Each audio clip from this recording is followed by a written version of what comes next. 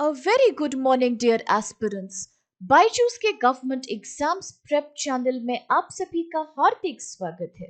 A very warm welcome to all of you in today's lecture on this day in history. एक ऐसा segment जहां आपके सामने प्रस्तुत किए जाएंगे इतिहास से जुड़े वो सभी खास फैक्ट्स और घटनाएं जो आपकी आने वाली इन गवर्नमेंट परीक्षाओं के दृष्टिकोण से बेहद इंपॉर्टेंट है. And along with this, we will also share some very crucial practice questions with you towards the end of the lecture. क्योंकि ये सभी questions आज के ही facts पे आधारित हैं, तो आप इनके उत्तर देने का अवश्य प्रयास कीजिए, जिन्हें आप निरंतर शेयर करिए हमारे साथ कमेंट बॉक्स में. तो आइए अब शुरू करते हैं 29 जुलाई अर्थात आज के दिनांक से जुड़े सभी आवश्यक फैक्ट्स की. The very first fact here is associated with 1891 when Ishwar Chand Vidyasagar had passed away. अर्थात आज के दिन ईश्वर चंद विद्यासागर का निधन हुआ था. ईश्वर चंद विद्यासागर एक प्रसिद्ध social reformer, writer, philosopher, educator और ट्रांसलेटर थे, जिनका निधन कलकत्ता में हुआ था, जो कि आज के समय में कोलकाता है, the capital of West Bengal, and he was 70 years old at that time. He was a philosopher and philanthropist and an educationist with a modern vision. 1839 में उन्हें विद्यासागर के टाइटल से सम्मानित किया गया था, and he was appointed as the head pandit of the Fort William College on 29th December 1841. Bengali prose को modernise और सिंप्लीफाई करने में उनका योगदान इतना प्रबल था that he came to be known as the father of Bengali prose. उन्होंने विडो रीमैरिज के लिए कैंपेन किया और उनके साथी रिफॉर्मर्स के कड़े परिश्रम और एक्टिविज्म के ही कारण the Hindu Widows Remarriage Act was eventually passed in 1856, just before the revolt of 1857. This act was drafted by Lord Dalhousie, परंतु इसे पारित लॉर्ड कैनिंग के रेजिम में किया गया था. He, along with his friends, had opened several schools to impart education to girls. उनके लिए एजुकेशनल रिफॉर्म समाज में होने वाले किसी भी और रिफॉर्म से कहीं बढ़ के था. बढ़ोतरी के लिए और ग्रोथ के लिए सबसे ज्यादा आवश्यक उनके लिए शिक्षा ही थी. He also worked to uplift the status of women in society, especially in his native Bengal. वह एक सामाजिक कार्यकर्ता थे, रिफॉर्मर थे, जो कि ऑर्थोडॉक्स हिंदू सोसाइटी को अंदरूनी तरीके से बदलना चाहते थे. उन्होंने इसी कारण से और भी अन्य कई गर्ल्स स्कूल स्थापित किए और नाइट स्कूल्स भी बनाए अडल्ट शिक्षा के लिए, on the premises of his own house in the Karmatar village, which is situated in modern day Jharkhand. इसके अलावा उन्होंने पॉलीगमी के खिलाफ भी आवाज उठाई.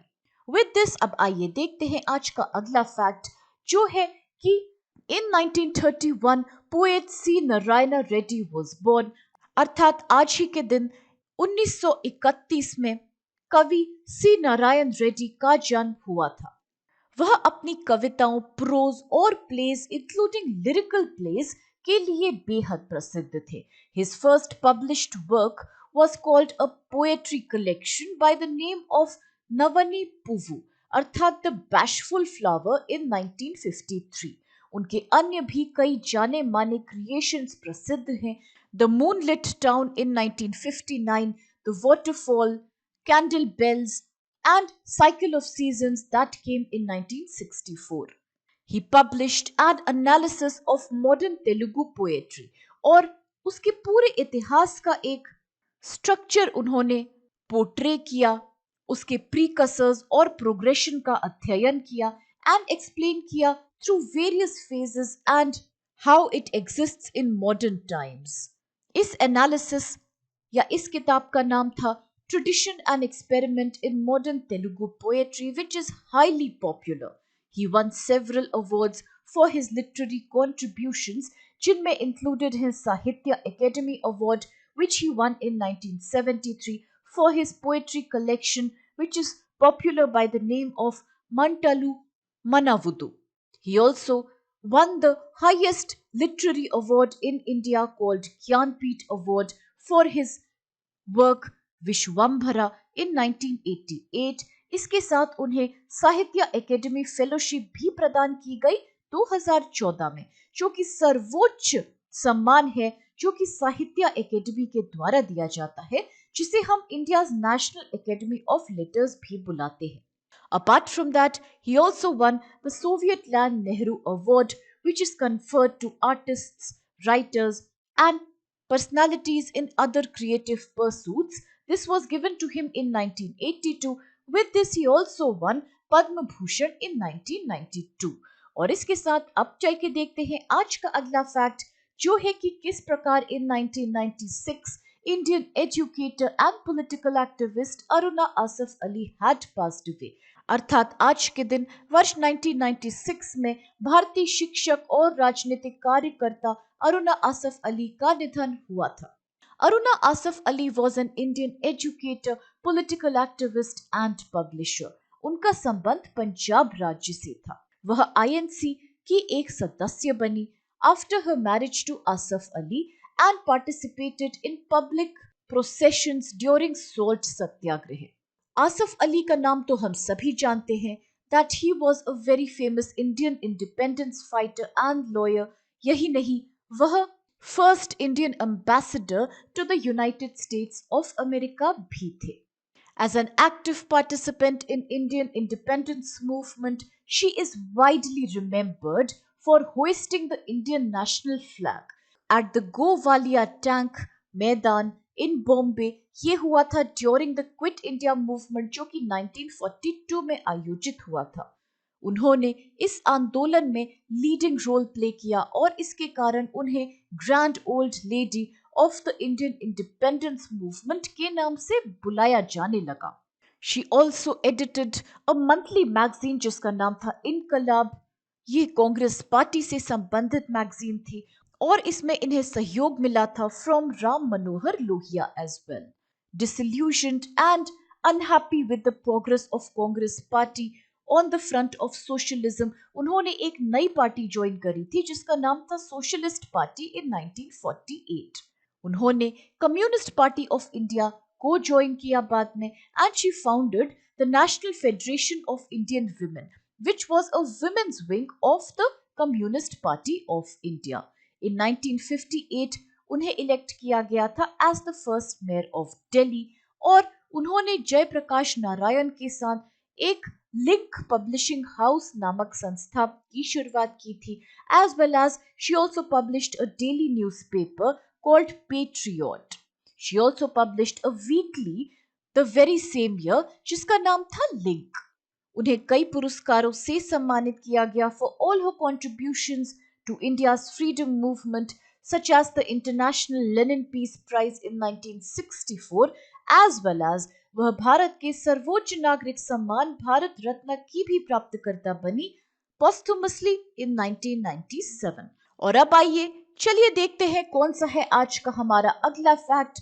तो ये है कि किस प्रकार आज के दिन international tiger day is observed, अर्थात अंतरराष्ट्रीय बाघ दिवस आज ही के दिन प्रति वर्ष मनाया जाता है। The Global Tiger Day, which is often called the International Tiger Day, एक annual celebration है which is celebrated to raise awareness for tiger conservation। इसकी शुरुआत करी गई थी वर्ष 2010 में at the St. Petersburg Tiger Summit in Russia और इस दिन का मुख्य उद्देश्य है to promote a global system for protecting the natural habitats of tigers as well as to raise public awareness and support for tiger conservation issues। अगर बात करें वर्तमान वर्ष या 2021 में क्या है इंटरनेशनल टाइगर डे की theme, so this is their survival is in our hands, जो दर्शाता है कि किस प्रकार mankind needs to take strong efforts to preserve the dwindling population of tigers across the globe। हर वर्ष कई संस्थाएं जैसे कि WWF, IFAW and the Smithsonian institute host करती हैं विभिन्न तरीके के प्रोग्राम्स को, जिनका उद्देश्य होता है टाइगर कंजर्वेशन के ऊपर लोगों में जागरूकता फैलाना। इसी संदर्भ में ये जानना भी आवश्यक हो जाता है that what do we mean by WWF? So this means the World Wide Fund for Nature, और ये एक अंतरराष्ट्रीय नॉन गवर्नमेंटल ऑर्गेनाइजेशन है जो स्थापित किया गया था 1961 में। बात अगर इसके हेडक्वार्टर्स की हो तो ये है ग्लैंड में स्थित, which is the capital of Switzerland. इसी संदर्भ में भारत के ऊपर अगर थोड़ी चर्चा की जाए तो आप ये अवश्य याद रखिएगा कि भारत में टाइगर कंजर्वेशन को एक नया मोड़ मिला, एक नया मैग्नीट्यूड हासिल हुआ इस फील्ड में after the launching of project tiger, and this programme was launched in April 1973 by the Indian government. कई स्टेप्स लिए गए टाइगरों की संख्या को बढ़ाने के लिए इसके अंतर्गत, और इसी संदर्भ में नेशनल टाइगर कंजर्वेशन अथॉरिटी अर्थात NTCA भी बनाई गई थी इन दिसंबर 2005 following a recommendation for the same given by Tiger task force. और ये तो हम जानते ही हैं कि बंगाल टाइगर भारत का राष्ट्र पशु है। क्या हम ये भी जानते हैं फ्रेंड्स कि the tiger was adopted as the national animal by the Indian board for wild life only in 1972, क्योंकि इसके पहले तक लायन अर्थात शेर हुआ करता था भारत का राष्ट्र पशु। और अब इसके साथ आइए देखते हैं कौन से क्वेश्चंस आज हमें करने हैं solve. The very first one is who is known as the father of Bengali prose, अर्थात बंगाली गद्य के जनक के रूप में हम किसका नाम याद करते हैं? ऑप्शंस है ए देवेंद्रनाथ टैगोर, बी ईश्वर चंद्र विद्यासागर, सी रविंद्रनाथ टैगोर, और is it D Keshav Chandra Sen? The second question is who was the founder of National Federation of Indian Women, अर्थात national federation of Indian women के संस्थापक का नाम आप हमें बताइए। ऑप्शंस है ए आसफ अली, बी अरुणा आसफ अली, सी सुचेता कृपलानी, और is it D Usha Mehta? आज का तीसरा प्रश्न है हु हैड रिसीव्ड द साहित्य अकेडमी अवार्ड फॉर मंतलु मानवुदु, अर्थात मंतलु मानवुदु जैसे प्रसिद्ध वर्क के जिसे साहित्य अकेडमी पुरस्कार भी मिला, रचयिता कौन थे? ऑप्शंस है A Atreya, B C Narayana Reddy, C Sri Sri, or was it D Arudra? With this आज का फोर्थ क्वेश्चन है when is the international tiger day observed, अर्थात अंतरराष्ट्रीय बाघ दिवस किस दिनांक को मनाया जाता है? ऑप्शंस है ए 27 जुलाई, बी 28 जुलाई, सी 29 जुलाई, और इज इट डी 30 जुलाई?